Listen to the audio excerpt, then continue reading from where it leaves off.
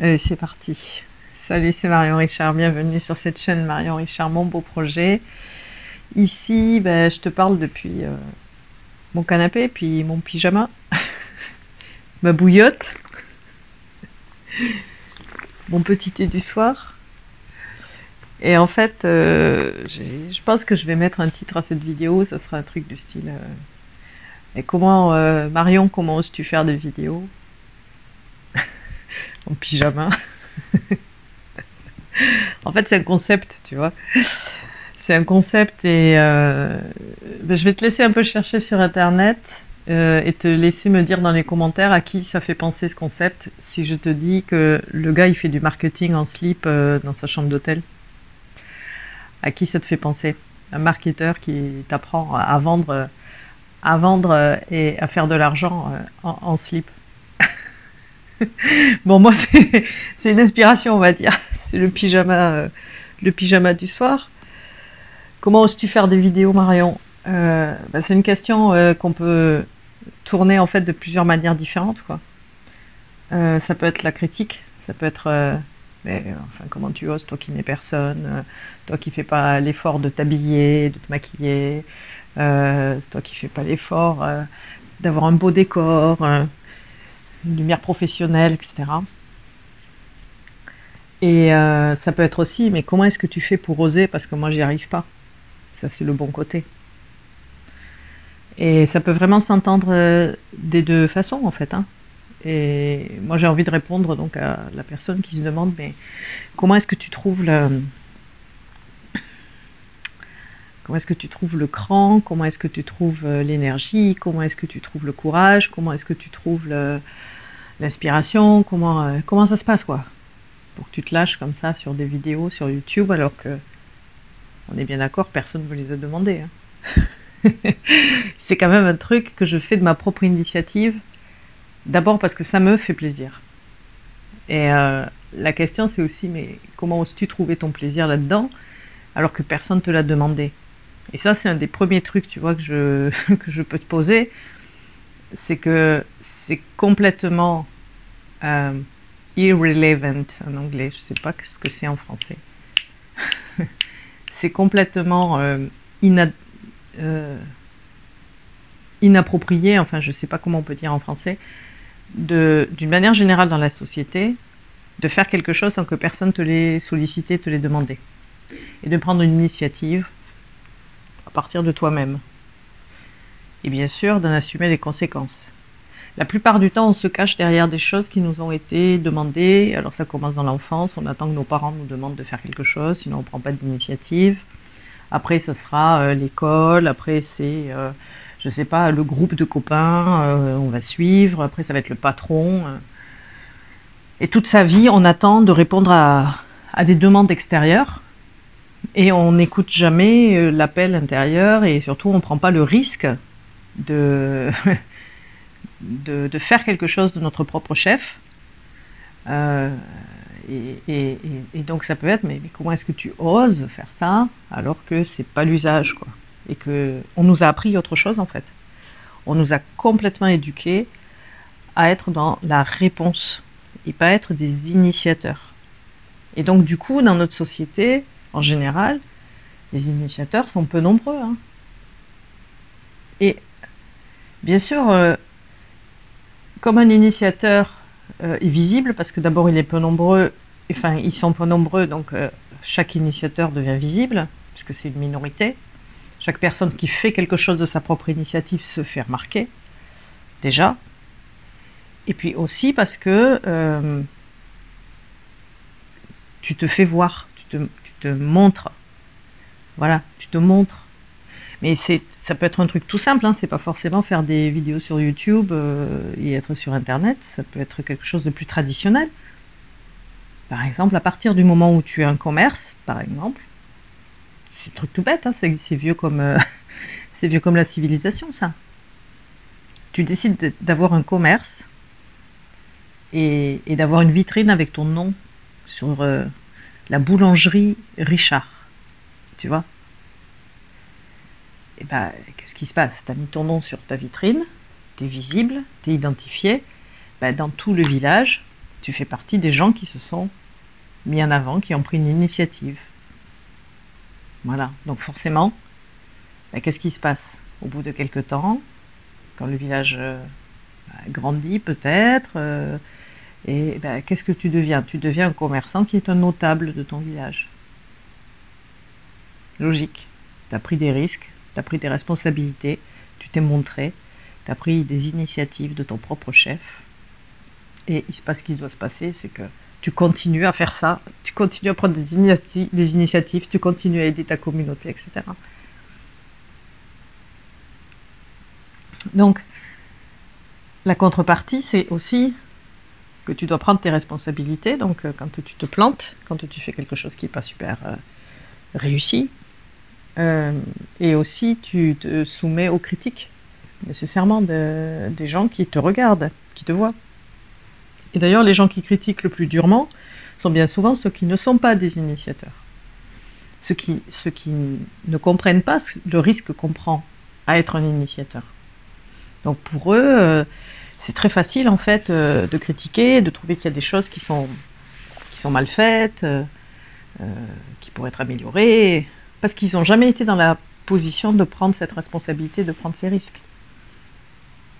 Et tu verras rarement un initiateur critiquer un autre initiateur. C'est vrai. Ils peuvent éventuellement se jalouser, ils peuvent éventuellement s'encourager aussi. Mais c'est rare que ce soit une critique inconstructive. Enfin, c'est rare que ce soit une critique non motivée. Alors que celui qui ne connaît pas la situation de quelqu'un qui prend une responsabilité, qui prend une initiative, il critique par ignorance en fait. Il n'a aucune idée des paramètres.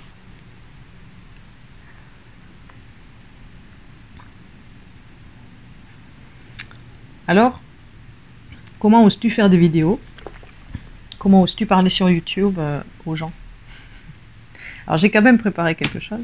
J'ai quand même préparé une petite grille.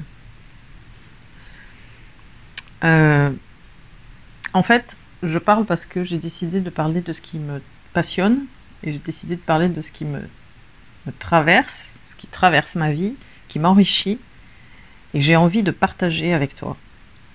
J'ai envie de te faire bénéficier de ce qui m'enrichit, de ce qui se passe dans ma vie et que je trouve beau et qui me fait grandir. Et je me dis, peut-être que ça va intéresser quelqu'un d'autre qui va à son tour en faire son miel et pouvoir faire quelque chose avec et évoluer dans ses initiatives, dans ses projets et trouver une inspiration peut-être aussi. En tout cas, moi je le fais à partir de cet endroit-là, à partir de cette place qui est ma propre expérience et mon propre plaisir à faire les choses. Donc, j'aime bien ce format YouTube justement parce que on n'est pas dans un format d'enseignement traditionnel. Ça peut le devenir, hein. Je peux tout à fait mettre un tableau, jouer la prof, préparer un plan en 3 parties et te dérouler un cours. Mais c'est pas le format que j'ai choisi, c'est parce que j'aime faire et je préfère te parler comme un ami en fait, te partager les choses comme ça, avec toutes les imperfections qui vont avec, parce que je sais très bien qu'il n'y a vraiment pas de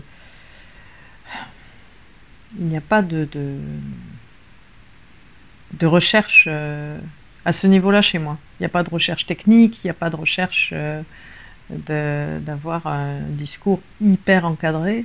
C'est au contraire, je laisse l'authenticité prendre le dessus avec les imperfections qui vont avec.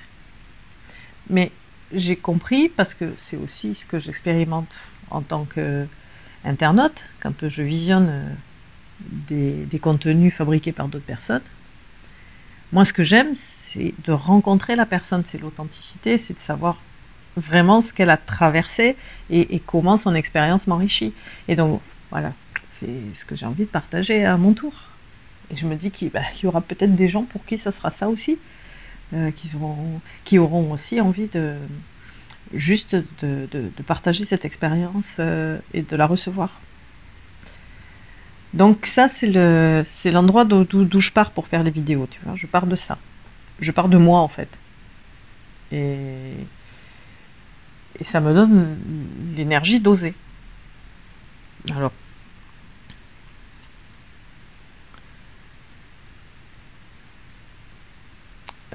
pour moi, je pense que tu es capable de discriminer, c'est-à-dire de différencier le fond et la forme. Et je pense que tu es capable de ne pas t'arrêter à une forme qui ne serait pas techniquement aboutie, parce que le fond de ce que je peux partager t'intéresse. C'est peut-être le cas si tu as déjà regardé 2 ou 3 de mes vidéos, je sais pas. En tout cas, si mes vidéos sont techniquement inabouties, je continue quand même parce que j'apprends à chaque enregistrement. J'évolue, j'apprends et je grandis avec. Et c'est pour ça que malgré le fait que j'ai toujours le trac, qu'il y a toujours du stress avant de lancer la vidéo, et surtout que j'ai conscience de toutes les limites dont je viens de largement parler, je fais quand même. J'ose quand même, j'y vais quand même, parce que je sais que je vais apprendre de cette expérience-là, du temps qu'on passe ensemble, moi je vais apprendre. J'espère que toi ça te servira aussi, mais moi je vais apprendre.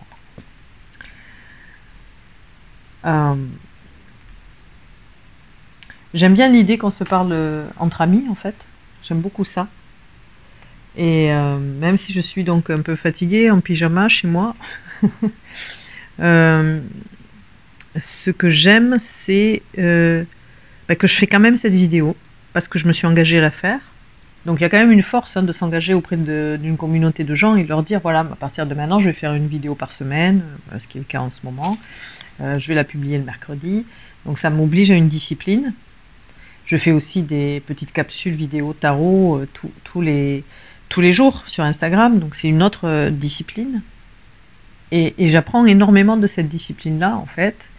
Elle m'oblige, elle me contraint.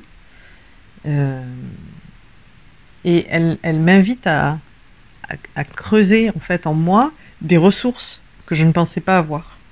Par exemple, je ne pensais pas pouvoir faire la vidéo ce soir, je sors de 2 jours de formation, je suis fatiguée, c'est des formations où je donne beaucoup, où j'enseigne, mais là, je sais que je dois publier ma vidéo, donc j'enregistre.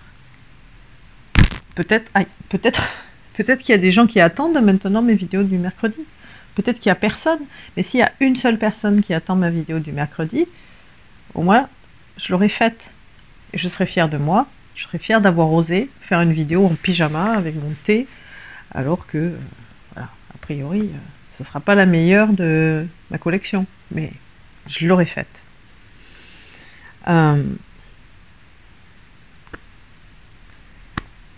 Donc, quand on fait quelque chose de cette manière-là, on multiplie les vertus, en fait.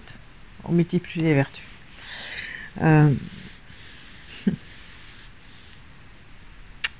Une des choses qui pour moi est la plus importante, c'est que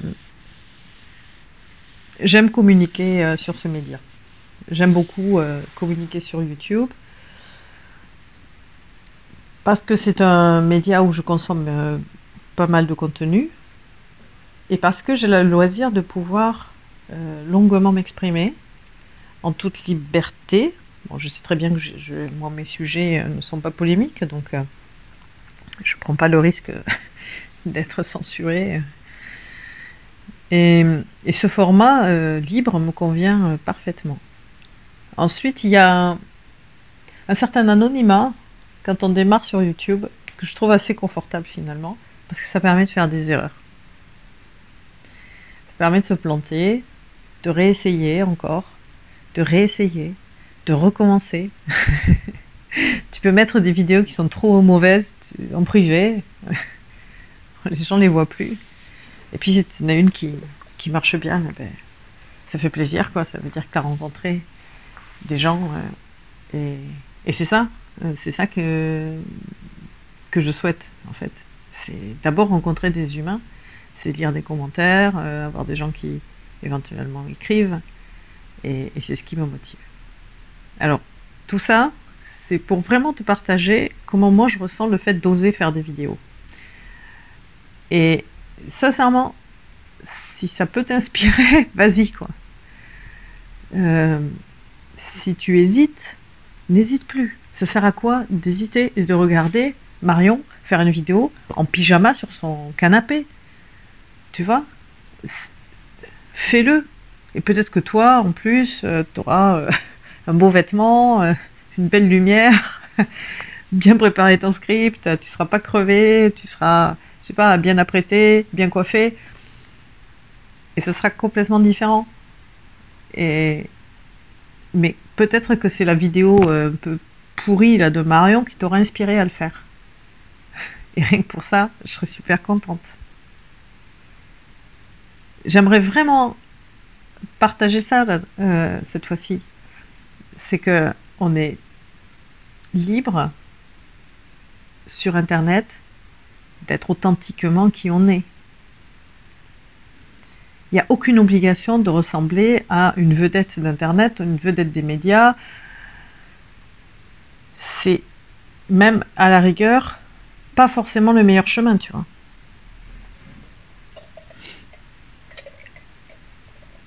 C'est très très difficile de surpasser quelqu'un qui a déjà fait un chemin avant nous. D'arriver à son niveau, puis de le dépasser, c'est très compliqué. Il vaut mieux tracer son propre sillon. Même si des fois c'est long, mais au moins c'est le tien de sillon, tu vois. C'est pas celui de quelqu'un d'autre. Ça fait que ton sillon, si de temps en temps tu as envie de le faire zigzaguer, ou je sais pas comment on dit là, onduler, voilà, bah tu peux. Alors que si tu copies quelqu'un, bah, si ce quelqu'un il est allé toujours tout droit, bah, tu es obligé d'aller toujours tout droit. Bon, moi c'est pas ma façon de faire, et puis j'encouragerai jamais personne autour de moi qui me demande du conseil ou que je forme, puisque la formation que je viens finir, c'est une formation réseaux sociaux. Et donc je forme des gens qui ont besoin des réseaux sociaux pour développer leur projet. Et la première chose que je dis, c'est l'avantage des réseaux sociaux, l'avantage d'Internet en général, puisque quand on a son propre site Internet, bah, c'est la même démarche. Bah, c'est que même s'il y a des cadres qui sont des cadres communs, déjà techniques, et après il y a des cadres qui sont liés quand même à des règles marketing qui font qu'il y a des choses qui marchent, après il y a des règles graphiques qui font qu'il y a des choses qui fonctionnent mieux que d'autres. Pardon, désolée. Dans tous les cas, à l'intérieur de ces cadres-là, il y a une très très grande liberté. Très grande liberté. Donc, tu peux avoir un site internet avec un blog où tu t'exprimes de manière complètement authentique et sans aller copier des articles qui ont été écrits par d'autres et qui n'auront pas de sens pour ta communauté, en tout cas, qui ne vont pas résonner avec eux. Parce que ce qu'on est en train de faire, là, toi et moi, c'est de raisonner ensemble. Et on est en train de construire une relation. Là, tu es en train de me voir avec ma bouillotte, tu vois, et avec mon thé, en train d'avoir des petits retours de digestion. Je suis désolée, c'est un peu dégueu, mais franchement, c'est cette relation-là aussi qu'on est en train de construire. Et moi, si j'accepte et si j'ose montrer ça, c'est parce que c'est OK pour moi. C'est parce que c'est aussi ça que j'ai envie de partager. C'est que sur Internet, on n'est pas dans un format imposé. Il y a suffisamment de cadres à l'extérieur pour que moi, je m'impose encore un format. Alors tu vas me dire, bon, ce format un petit peu, je suis en slip dans mon salon, ok, c'est un format marketing comme un autre, pourquoi pas, mais c'est celui que j'ai choisi.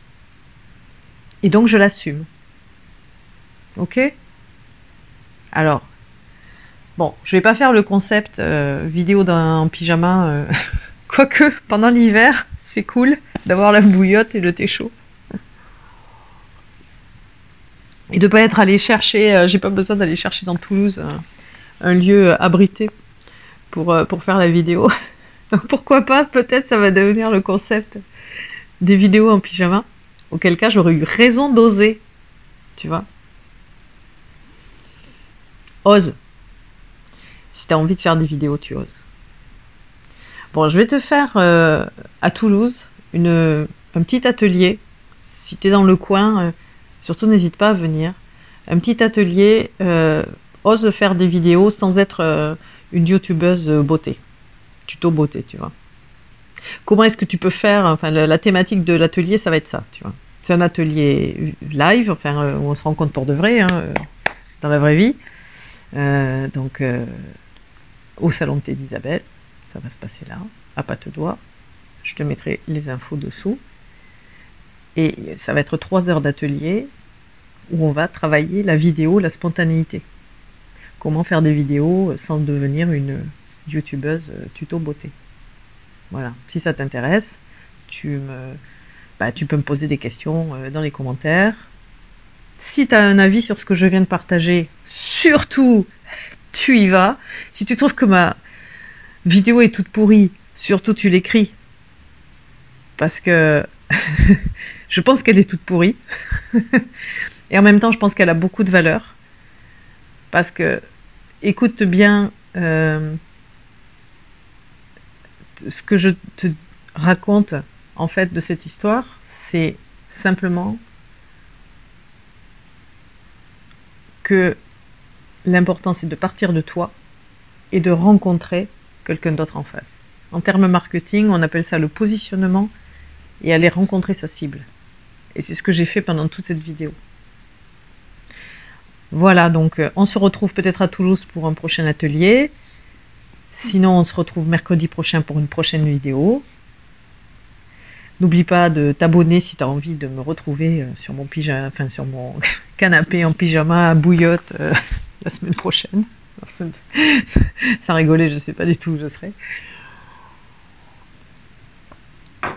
S'il y a des thématiques qui t'intéressent, tu vois, la vidéo, ça c'est une thématique qui t'intéresse. Peut-être, si tu es encore là. Mais peut-être qu'il y a d'autres thématiques qui t'intéressent sur les réseaux sociaux. N'hésite pas à me marquer ça aussi en com.